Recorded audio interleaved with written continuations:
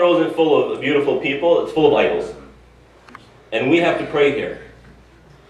Any one of us, even if you're not that religiously enthusiastic, any one of us would feel angst, would feel frustration. How can these idols be in this masjid that's built on worshipping Allah subhanahu wa ta'ala alone, on tawheed, on la ilaha illallah? This is the complete contrary to it. How can that be? And imagine being forced to pray. This is the situation. This is the only thing you have. Muhammad sallallahu alaihi wasallam prayed 13 years to a Kaaba, or to Allah subhanahu wa ta'ala, facing a Kaaba full of idols. But you know what? He still prayed. He didn't say, oh, this is shirk and this is, oh my God, the situation is terrible. How can we be? We need to find someplace else, right? We need to go somewhere else. If only I had people. He prayed 13 years to the Kaaba. Because that's Iman. It's you deal with the situation you are in. And Islam, the Quran, the Sunnah gives us all the tools we need to fulfill that. But never be pessimistic. If this is the situation you are in, then you have a role, right? Some of the prophets were rich, like Sulaiman and Dawood alayhim as-salam. And they worshipped Allah subhanahu wa ta'ala. They spread Islam through the tools, or with the tools that they had. Some were poor. Some were sick, like Ayyub alayhi salam, but he still fulfilled his duty to Allah subhanahu wa ta'ala, right? He didn't let the situation take him away from Allah. He didn't let the situation start reminiscing about the past. Oh, if only we go back to the past, right? If only it was that time. We need to go back to that time. That's not the case. They understood the context they lived in, and they did their best to fulfill their duties to Allah subhanahu wa ta'ala. They did their best to help others find Allah subhanahu wa ta'ala. And some prophets, they were up and down, like Yusuf alayhi salam. When he was born, he was under a prophet. The son of a prophet, right? The son of a prophet. So he is the fourth prophet in a consecutive line. And he was the most beloved to his father Yaqub alayhi salam. He was in a high position. He was elevated as a young child. And then his brothers took him, right? He had nothing to do with that. It was outside of his control. They put him in a well, under the earth. He went from being high to being low. And then he was taken as a slave. He was put even lower. And put in the house of who? The prime minister. He was raised up. Right? And then he was accused of something falsely. Right? He was accused of fornication falsely. He was put in a sijin. He went back down for 7 years or so. And then he was made the prime minister. He went back up. But in each and every phase, Yusuf alayhi salam fulfilled his obligations to Allah subhanahu wa ta'ala. And the point of what I'm trying to say is that a Muslim recognizes that whatever his situation is, whether it's beyond his or her control, or it is in his or her control, that they have a role to play. And this is true freedom. When you have a purpose, regardless of the situation, you are free. And that comes from being attached to Allah subhanahu wa ta'ala, to being faithful to Allah subhanahu wa ta'ala, to understanding your relationship with Allah subhanahu wa ta'ala, that whatever the situation is, you can come closer to Allah subhanahu wa ta'ala. And in light of this, I want to draw our attentions to one verse in Surah Al-Mujadala, the 58th chapter, verse number 11, in which Allah subhanahu wa ta'ala says, يَا أَيُّهَا الَّذِينَ آمَنُوا إِذَا قِيلَ لَكُمْ تَفَسَّحُوا فِي الْمَجَالِسِ فَافْسَحُوا. O you who believe. Now he's addressing who? Believers. He used the word Iman, meaning what's about to come is part of Iman. And remember the topic, the theme of this khutbah, in that every single context, every single scenario, there is a way to come closer to Allah subhanahu wa ta'ala. And look at this. The most minute scenario is about to come. The most tertiary, beyond tertiary scenario. It seems irrelevant to anything. But look, he addresses those who believe. He's addressing your Iman. He's addressing me and you, right? So listen to what Allah subhanahu wa ta'ala has to say, because in this, you can establish your relationship with Allah subhanahu wa ta'ala. You can strengthen your relationship with Allah. O you who believe, if it is told to you to make room, then make room. Meaning, when the Prophet ﷺ would pray, or give a lecture, he'd teach, the Sahaba were obviously in the front row, because there weren't microphones, they wanted to be close to the Prophet ﷺ so they can hear him properly. So they would come, and sometimes a little bit tight. So the Prophet ﷺ would say, "Tafassahu," make room for one another. to accommodate those who are still coming, right? To accommodate for them. And this is part of Iman. And in today's scenario, here in the khutbah, every now and then, or every khutbah I tell you, brothers and sisters, please move up, right? Make room for one another. This is part of Iman, right? Because in it, you want your other brothers or other sisters to join you and benefit from what you are benefiting from. You want good for them the same way you want good for your own self, right? This is Iman. Remember this, that you have a duty to play, even in a small setting like this, even in a Friday khutbah, even in a lecture, to make sure you allow anyone an opportunity to learn. That's part of Iman, right? تَفَسَّحُوا يَفْسَحِ اللَّهُ لَكُمْ. And there's reward in that, right? If you make room for your brothers and sisters, you don't prejudice, right? You're not saying, oh, if you're Arabic, come and sit next to me. Or if you're Pakistani, you come sit next to me. Any Muslim who comes, you identify them as a Muslim. You recognize that they are someone who Allah loves because they believe in La ilaha illallah. And Allah loves those who believe in La ilaha illallah. And the more one's attached to it, the more Allah loves that individual, right? It doesn't matter Pakistani, Indian, Hindu, I'm sorry, not Hindu, that's a different religion, right? Indian, Pakistani, Arabic, Egyptian, Syrian, Palestinian, Moroccan, Indonesian, Malaysian. May Allah subhanahu wa ta'ala put Islam in every corner of this world. It doesn't matter because you recognize them first and foremost as a Muslim. So you make room for them so they can benefit from what you're benefiting from. If you do that, يَفْسَحِ اللَّهُ لَكُمْ. Allah subhanahu wa ta'ala will make room for you. Right? What does that mean? Meaning we love to be wealthy. Everyone loves that. We love to have that expansive wealth so that we can move and act freely. Allah subhanahu wa ta'ala will give you that if you make room for someone else. If you want Iman, you want knowledge, Allah subhanahu wa ta'ala will expand in your knowledge because you made a little bit of room for your brother and sister. And this, we take from this the rule, the maxim that most of us know. Al-jaza' min jins al-amal. Reward, punishment, or compensation is based on action. If you give charity, Allah subhanahu wa ta'ala rewards you with something similar.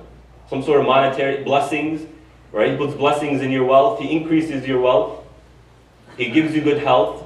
If you use your strength, your health, to help someone else, Allah subhanahu wa ta'ala will increase your life, right?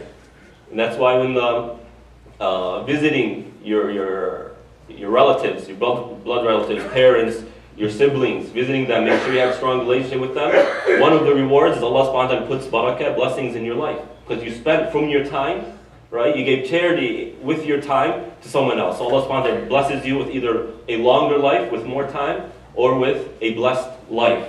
So Allah subhanahu wa ta'ala by simply making room for your brother and sister, right? Allah subhanahu wa ta'ala makes room for you in other aspects. وَإِذَا قِيلَ انشُزُوا فَانشُزُوا.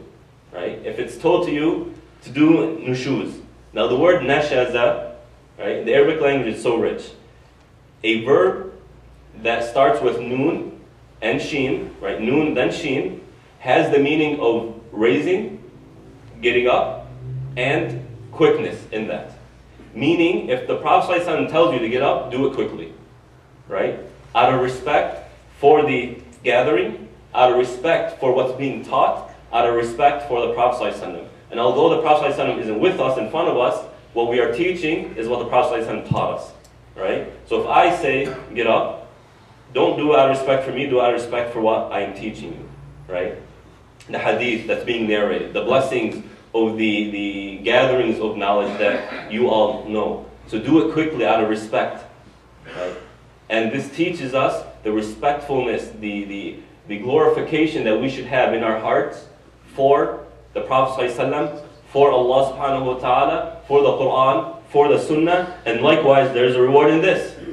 If you get up, right? If the Prophet ﷺ tells you to get up, if you do out of respect for your brothers and sisters, for respect out of the knowledge being taught, يَرْفَعِ اللَّهُ الَّذِينَ آمَنُوا مِنْكُمْ. Allah subhanahu wa ta'ala will raise the ranks of those who believe, right?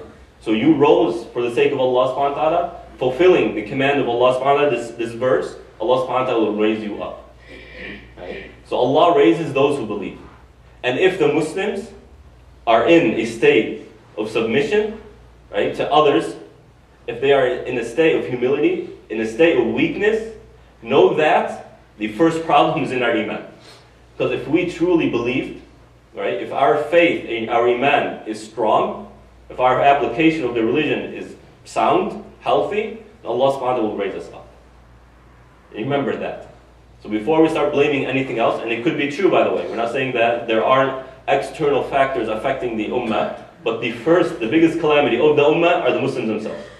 Right? And I'm being a little bit harsh, because this should promote us to become better Muslims, encourage us, because if we become better Muslims, Allah subhanahu wa ta'ala raises our rank. And that doesn't necessarily mean you will be high status in society. It doesn't mean that.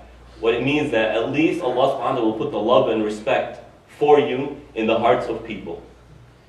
Because when Allah subhanahu wa ta'ala loves someone, He calls Jibreel alayhi salam, the hadith, we know, the beautiful hadith. If Allah loves someone, He calls Jibreel alayhi salam and says, "Oh Jibreel, I love so-and-so, so love him or her."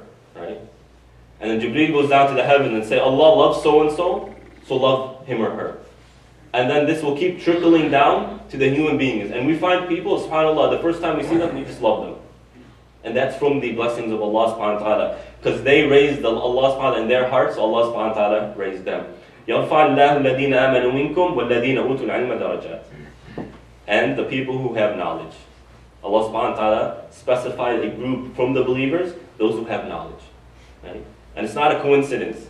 When Allah subhanahu wa ta'ala says Ar-Rahman, Ar-Rahim, there's a reason why Ar-Rahman came before Rahim. Likewise, there's a reason why Allah told us about knowledge after Iman. Because Iman and knowledge go hand in hand. How many people do we know who studied, for example, medicine, or studied engineering, or studied biology, or studied astronomy, and their faith increased because of that? Right? But no doubt the knowledge of Sharia, the knowledge of Islam, is what excels someone in this life and raises their ranks in the next life. أقول قولي هذا وأستغفر الله لي ولكم.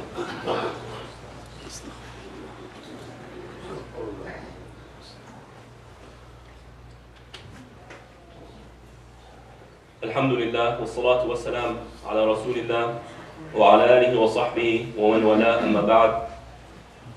Part of Iman is tawakkul. Right? Having our faith, our hearts attached to Allah subhanahu wa ta'ala, relying, depending on Him. And one of the things that harms that tawakkul is what's called superstition. Right? And today is Friday the 13th. This is one of the superstitions here in America. Now we might think that, oh, it's just kind of there, it's a high school thing or a kid's thing, a youth thing. Adults aren't really affected by it, but that may be true to a certain extent. But you'll be surprised that the stock markets actually are affected by these superstitions. Right? And we know that high-rise hotels, there isn't a 13th floor. Right? Why? Superstition. There's still some remnants, some remains of that superstition, even in a society full of knowledge like America. So I want to take the last few minutes to kind of discuss the Islam's position on these superstitions and on these omens, right? Because this is something, I'm sure those who come from back home, from wherever, we have these things. The Arabs had it back then, and unfortunately it came about again these days. What a superstition is, what an omen is, I'll give you an example. Someone is leaving their house, they want to travel somewhere, right? They have a trip, they want to travel. As they are leaving their house, they see, for example, an owl, or they hear an owl. An owl in our society is something of bad luck, right? Oh my God, I heard an owl, that means my trip is going to go bad, I'm not going to go, right? This is superstition.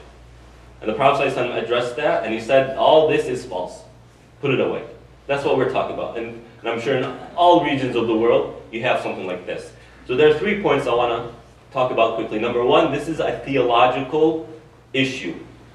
Superstition has to do with theology. Meaning if you believe Allah subhanahu wa ta'ala is in control of anything, then a owl or a bunny or a rabbit or a turtle means absolutely nothing. You know, sometimes if they go right, if a bird goes right, it's a good sign. If they go to the left, it's a bad sign. Right? Very silly. And what happens is, when you see or someone sees this and reacts to it, their heart now is being attached. They're drawing conclusions on something that's a complete lie. It's a complete lie. It means nothing. Right? So that's why it's a theological issue. And Abdullah ibn Mas'ud taught us how to deal with it. Right? He said, "Ma minna illa." There's not a single one of us except that every now and then it might happen. An example, a plane crash happens. You have a flight the next day. You say, oh my God, I can't go, I'm going to cancel my trip, right? It could happen. لكن يذهبه الله بالتوكل. However, Allah subhanahu wa ta'ala puts it away if you put your reliance on him or her, on Allah subhanahu wa ta'ala, excuse me. If you put your reliance on Allah subhanahu wa ta'ala, your dependence on Allah, you recognize that Allah subhanahu wa ta'ala is in control of all of this. That means nothing. It's an absolute lie, right? So if you feel that feeling, continue about what you are doing and put your tawakkul on Allah subhanahu wa ta'ala. Put your reliance on Allah. And say, لَن يُصِيبَنَا إِلَّا مَا كَتَبَ اللَّهُ لَنَا هُوَ مَوْلَانَا. Nothing will befall us except what Allah subhanahu wa ta'ala has written for us. Meaning if a calamity is about to befall someone, it's going to befall them, whether they're in Pakistan or in Palestine. It's not going to make a difference. It's coming, right? Because that's the decree of Allah subhanahu wa ta'ala. That's the second issue. How do we deal with it? We deal with it with tawakkul. Third, it's a lie, right? How do we debunk this myth of superstition from its roots, right? Very simple. Something is a bad omen in America, but in China it's a good omen. The same thing, right? An owl in one land is a bad omen. In another land it's a good omen. Meaning it's inconsistent, right? And those who studied science, any sort of science, there's a consistency we always look for in order for something to be correct, right? So the scientific method tests the consistency of a theory, of a hypothesis, to see if it's true or not. Take, for example, the laws of gravity. Something comes up, it comes down. Every time you drop an object, it falls down at the same rate, unless there's some sort of air resistance. But it's a consistent mechanism. It's always like that. That's why it's true. It's something we follow, something we use as a tool. We benefit from, we study. Whereas these omens, they're complete lies. Right? It's inconsistent. One land, it's good, and another land, it's bad. Can you tell me why it's bad here and why it's good there? Absolutely nothing. Plus, theorists, these economists, they tested the theory, right? Because some people won't buy stocks or trade stocks on Friday the 13th. And that costs billions, by the way. It affects the market that much. Right? They tested this out. They tested those who see something as a bad one. So for example, Chinese see 8, something that ends in 8 as a bad thing. It's unlucky. And they tested those who won't trade and those who will trade, right? Those who are optimistic about superstition, those who could care less about it. And they found that it's about the same exact thing. There is no difference, right? So they're all lies. So these Friday the 13th, walking under a ladder is bad luck. Glass breaking or mirror breaking in front of you is bad luck. A black cat is bad luck, and 7 years and all this stuff. Throw it all away. It makes nothing. It means nothing in Islam. The Prophet ﷺ debunked this. He said, La tiyara, wa la booma, wa la ghul, and many hadith. All these things, this is all false. However, there is one point I'd like to make. Sometimes, for example, we're uncomfortable living in an area. Right? We feel uncomfortable living in a certain house. We just moved in, we feel uncomfortable. Do we say that, no, this is superstition, put our tawakkul on Allah subhanahu wa ta'ala and live? Or can we say, no, the Sharia doesn't force us to be in a situation we don't like? Right? Especially something like this. We say, look, if you're uncomfortable in a house, you're more than welcome to move. The Sharia is not going to force you to stay in something you feel uncomfortable with. I hope that clarifies the issue of superstition. It's all lies. Us Muslims, we put our tawakkul on Allah subhanahu wa ta'ala. We rely on Allah. We depend on Him. If we feel any discomfort, then we make dua. We say, oh Allah subhanahu wa ta'ala, make this a blessed day. Oh Allah, take any harm away from us. That's how we deal with it. We have a few announcements. We'd like to thank everyone who signed up for building a house for a needy family in Tijuana, Mexico. Alhamdulillah, the project is full and volunteers are ready to build a house tomorrow. We ask Allah subhanahu wa ta'ala to put blessings in their efforts. We ask Allah subhanahu wa ta'ala to make the picture of Islam better through the actions of these volunteers. May Allah subhanahu wa ta'ala bless their time and bless their efforts. OCIF's workshop on Muslim funeral and burial is on Friday, October 27th between 7 and 9. Guest speakers will be answering all your questions about funeral services, babysitting. Babysitting and refreshments will be served. There will be babysitting and refreshments will be served. OCIF's open house is coming up on Sunday, October 29th. What the open house is we invite non-Muslims from all around the community to come and see the masjid. We give them a tour of the masjid, a small talk, Dr. Ahmed Subah, I believe, will be the one talking here in OCIF. It's a chance for you to invite your non-Muslim friends, neighbors, and colleagues to visit the mosque. We are also looking for volunteers. Please sign up. So if your co-workers, your bosses, send them an email. Send them, if you want the flyer, you can ask for the flyer upstairs or send it to you electronically. Invite them so that they see what Islam really is. We can destroy the propaganda against us, especially on certain media channels. OCIF and Pillars Academy are holding a Halloween night for the children on Tuesday, October 31st from 5 to 8 p.m. Convert Conference. We'll be having a Convert Conference at the Institute of Knowledge in Diamond Bar on October 28th. If you know of a convert, please invite them. See flyers outside. ICNA Reliefs Love, Mercy and Compassion Benefit Dinner is tomorrow at 5:30 at Hilton Anaheim, featuring Sheikh Siraj Wahaj, Sheikh Omar Sulaiman, and Sister Deidra Aboud, U.S. Senate candidate. She is a U.S. Senate candidate, I believe, in Arizona. And the comedian Jeremy McClellan, I believe. Those are the announcements. We ask Allah subhanahu wa ta'ala to bless us today and every day. We ask Allah subhanahu wa ta'ala to bless all Muslims. We ask Allah subhanahu wa ta'ala to help us recognize our duties to Allah subhanahu wa ta'ala in every situation, no matter how minute or how large.